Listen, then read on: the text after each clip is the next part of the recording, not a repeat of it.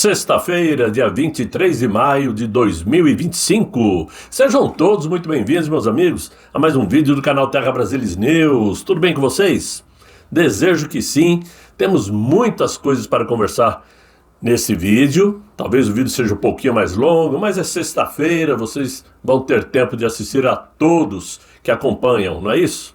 Mas eu quero dizer que novos nomes estão na Lei Magnitsky e que a esquerda se perdeu.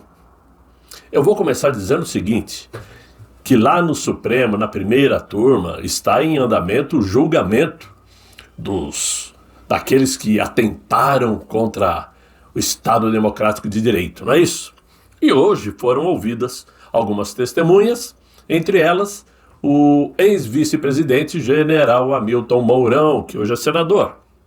E ele afirmou durante seu depoimento que o ex-presidente Jair Bolsonaro estava abatido logo após a derrota no pleito eleitoral de 2022, mas que nunca ouviu falar em uma ruptura. Disse ele: tentei conversar com o presidente na noite da eleição, mas ele ainda estava abatido. No dia seguinte, estivemos reunidos no Palácio do Planalto para discutir a situação de transição. Tive alguns encontros com o Bolsonaro e, posteriormente, na biblioteca do Palácio da Alvorada, afirmou ele.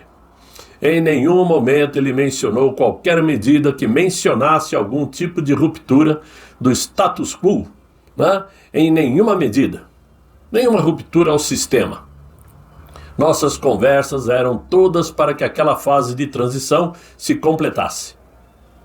Bem, pelo menos isto, não é, seu Hamilton Mourão? Porque só faltava queimar o filme do mito, como o senhor fez no último dia de governo Bolsonaro, onde o senhor fez um discurso à nação, dizendo que o Brasil vivia plena democracia e que não havia nenhum risco de ruptura e que estava tudo bonito, tudo em paz, plá, plá, plá, e queimou o filme com os conservadores. O senhor se lembra, não é? Aliás, o Hamilton Mourão é testemunha de defesa do general Heleno, general Walter Braga Neto e do presidente Jair Messias Bolsonaro. Ok. Já uma outra testemunha, o ex-ministro de Defesa do Inácio, em seu primeiro mandato, ou seria o segundo, não tenho certeza, acho que é o primeiro, não me lembro bem, foi ameaçado de prisão por aquele ministro. Mas ele não se intimidou e respondeu à altura. Estou falando aí do Aldo Rebelo, que eu particularmente entendo como um esquerdista de qualidade, porque ele não é militante, não é progressista, é um cara de esquerda raiz e faz muitos bons comentários, então não tenho por que falar mal. E ele disse o seguinte, quando foi repreendido por aquele ministro que o ameaçou de prisão, e ele respondeu à altura: em primeiro lugar, a minha apreciação da língua portuguesa é minha, e eu não admito censura. E parece que ficou por isto mesmo. Eu acho que aquele ministro não teve peito de ir adiante e dar voz de prisão ao Aldo Rebelo. De vez em quando é bom alguém testar em público, muito embora estivesse fechado para a televisão, mas havia muitos repórteres assistindo lá dentro, pelo telão, e muitos dentro do plenário. Mas esse foi o dia lá na primeira turma. Muito bem. Dando aí continuidade aos efeitos do míssil disparado de dentro da Câmara Baixa lá dos Estados Unidos, pelo secretário de Estado Marco Rubio, ontem mesmo saiu a informação também de que o nome de Paulo Gonet, o procurador-geral que é o procurador-geral da República, e o delegado da Polícia Federal, Fábio Shor, também entraram na lista, na mira do governo americano, para sofrer sanções. Também estão nessa, junto com aquele ministro e seus aliados mais próximos, digamos assim, além dos seus familiares, né? Por quê? Por conta de uma trama autoritária de perseguição aos conservadores brasileiros. E digo assim, por não haver em todos os inquéritos dos quais aquele ministro é relator, um único militante ou político de esquerda, o que configura a perseguição aos conservadores. É claro que todos eles estão sim preocupados, pois no topo do Olimpo, onde vivem, eles necessitam ser reconhecidos como figuras ilibadas, acima do bem e do mal, quase ao nível de Deus. Talvez alguns deles até se entendam como Deus. Ser proibido por outros, e não por eles mesmos, é uma ofensa ao próprio ego. Uma dor insuportável por não poder dar o troco, já que nesse cenário, eles são os Golias. E nesse caso, o Davi é bem maior, diferentemente do contexto bíblico. Eles nada podem fazer, não têm a quem recorrer, pois ficam na dependência, se realmente vingar as sanções prometidas, da vontade de Donald Trump, que por coincidência tem apreço ao conservadorismo, tem apreço inclusive pela família Bolsonaro. E por isso mesmo está levando a sério as denúncias levadas até ele pelos deputados brasileiros de direita e principalmente pelo deputado Eduardo Bolsonaro, tão zoado, tão avacalhado pelos militantes jornalistas, né? Blogueiros, consorciados, esses que agora ficam procurando palavras para tentar explicar o que vem pela frente. Segundo informações do site Metrópolis e da própria Rede Globo, né? A decisão só depende das finalizações do Departamento de Tesouro americano, que está estudando o alcance financeiro dos possíveis sancionados. É bom saber que para aquele ministro, Donald Trump, nesse momento, representa a mais alta corte nesta decisão. E acima dele, não tem mais ninguém a quem recorrer. E talvez, nesse momento, ele, aquele ministro, consegue imaginar pelo que estão passando todas aquelas pessoas que ele já fez questão de condenar com penas absurdas e injustas. Isto se ele tiver coração, claro. Né? Muito bem. Mas, mudando um pouquinho de assunto, ontem, enquanto o Brasil todo discutia a grande possibilidade de os Estados Unidos aplicarem a lei Magnitsky, né, contra aquele ministro e seus parças, os coligados, né, o Palácio do Planalto, através de seu ministro da Economia, Fernando Haddad, aplicava um golpe duríssimo aos brasileiros. O aumento na taxação do IOF, Imposto sobre Operações Financeiras. Um governo, quando está perdido e sem saída, costuma, por natureza, procurar soluções a curtíssimo prazo e que costumeiramente dá errado. É o exemplo de Fernando Haddad, com toda a sua incompetência de quem nunca entendeu de economia. A notícia que saiu ontem foi a de que os brasileiros que fizessem compras no exterior com cartões internacionais iriam pagar mais IOF, né? O que encareceria as compras, obviamente.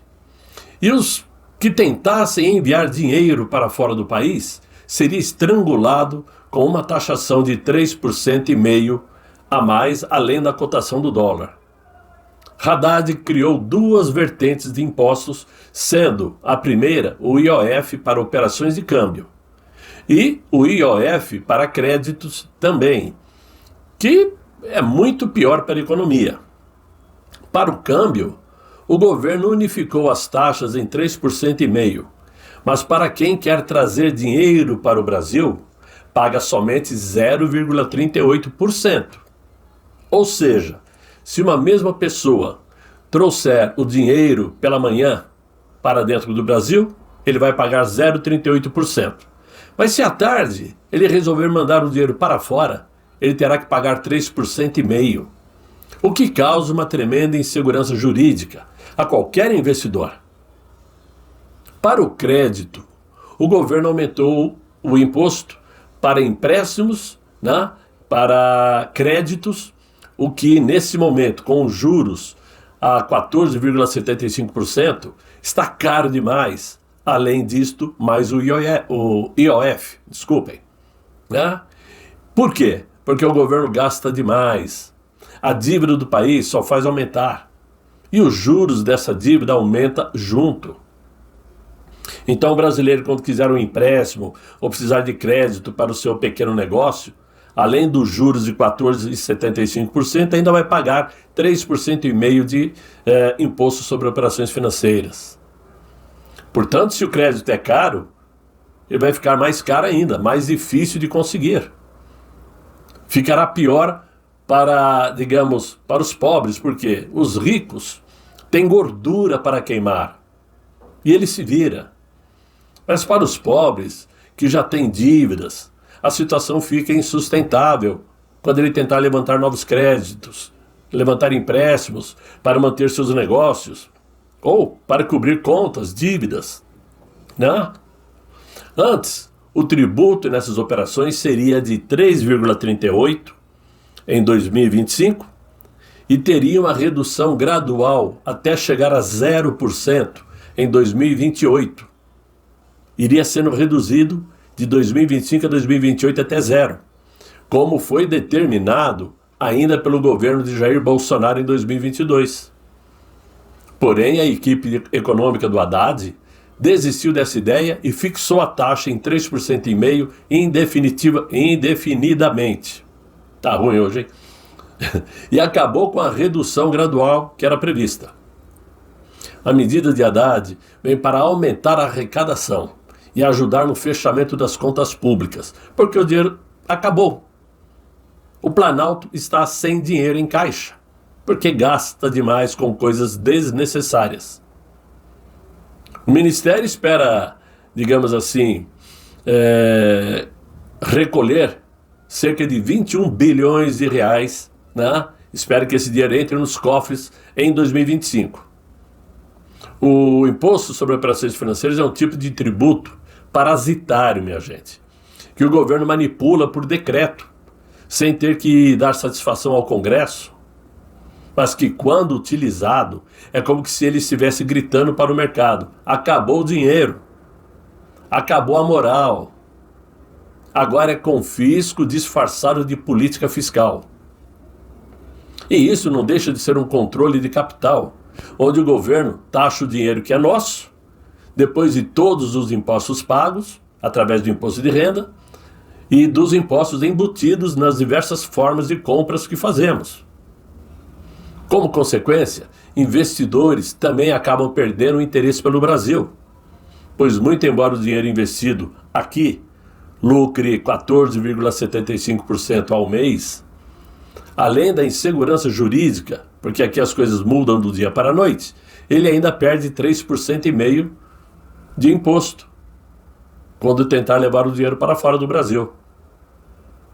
A coisa está feia. Isso faz com que todos os investidores desapareçam e que o Planalto mostre ao Brasil e ao mundo como está com as calças na mão. Para completar esse pacote de incompetência do Planalto, o Inácio resolveu então congelar 31 bilhões do orçamento desse ano nas despesas discricionárias, que são aqueles gastos que não são obrigatórios, mas são usados para investimentos, custeio da máquina pública, financiamento de pesquisas científicas e outras áreas. Claro que esse bloqueio sugere que a equipe econômica não sabe como conseguirá atingir o tal déficit zero. E por isso precisa cortar gastos. Até aí, nenhum problema. Exceto pelo fato que o Inácio prefere cortar gastos em investimentos e pesquisas científicas, por exemplo, que cortar luxos e viagens desnecessárias, inclusive para a mulher dele. Pois é, para terminar, tem um outro assuntinho aqui, e só para voltar a falar do julgamento do suposto golpe de Estado lá na primeira turma do Supremo. E aí nós vamos fazer aí um pequeno resumo do que aconteceu nessa semana. Primeiro, o comandante do Exército disse: não teve discussão de golpe. Ontem, o outro comandante do Exército disse: não teve discussão de golpe. E por fim, o comandante da FAB teve discussão de golpe, mas eu não li a minuta e não conheço Anderson Torres pessoalmente. Tá meio difícil de manter a narrativa, hein, ô Alexandre, o grande, né? Talvez a Lei Magnitsky seja a melhor oportunidade para você encerrar esse circo com a desculpa de que houve interferência internacional dentro da Suprema Corte Brasileira. Os fatos, são esses os fatos que mostram como a justiça brasileira está perdida no meio do caminho e todos com muito medo do que vem pela frente. Tenho certeza disso. Não tem ninguém à vontade nessa história, não. Ok, meus amigos? É o que eu tinha para vocês nesse vídeo. Espero que vocês tenham gostado. Se gostaram, deixa aí os likes. Se inscrevam no canal, chamem seus amigos para me acompanhar. Colaborem com o canal Terra Brasilis News. Ajude quem puder ajudar. Tornem-se membros. E eu espero voltar amanhã com um novo vídeo, se Deus quiser. Ele há de querer. Fiquem todos muito bem. Fiquem com Deus. Tchau, tchau.